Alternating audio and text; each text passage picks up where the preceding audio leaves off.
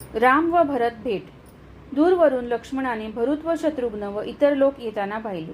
लक्ष्मणाला संशय झाला. भरत सैन्यासह रामाबरोबर लढायला तर येत नाही ना. त्याचा चेहरा रागीट बनला. हे रामाने ओळखले. लक्ष्मणा, तुझ्या मनातील शंका क्रोध व्यर्थ आहे. भरत बंधू प्रेमाने दुःखी आहे. तो महान त्यागी आहे, रामाने सांगितले. लक्ष्मण लज्जित झाला. भरत रामाच्या दर्शनासाठी भुकेलेला होता. दुरून त्याची नजर रामावर पडली. तो धावत धावत रामाच्या पायावर कोसळला. ओक्साबोक्शी रडू लागला. रामाने भरताला उठवले. पाठीवरून हात फिरवला. आपले वडील कसे आहेत? राजमाता काय करतात? माझी अयोध्या नगरी कशी आहे? असे प्रश्न केले. हेच प्रश्न ऐकताच भरत रामाला बिलगून लहान मुलाप्रमाणे मोठ्याने आक्रोश करून रडू लागला. भैया, तुझ्या वियोगाने पिता जग सोडून गेले.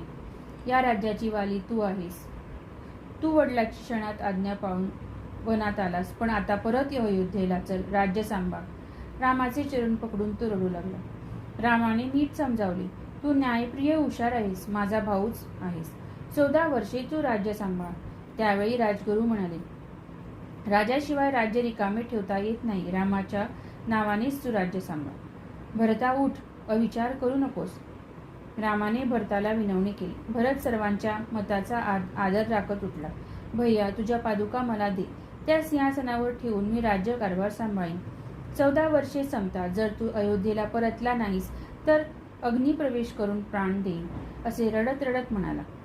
त्याने रामपादुका डोक्यावर घेतल्या. त्यांना वंदन केले. डोळे भरून जड अंतःकरणाने माघारी फिरला. अयोध्येला रामाला नेण्यासाठी आलेला भरत पादुका घेऊन गेला. त्या सिंहासनावर ठेवून आदर भावनेने पूजा करू लागला. प्रजेची नम्र भावे सेवा करू लागला.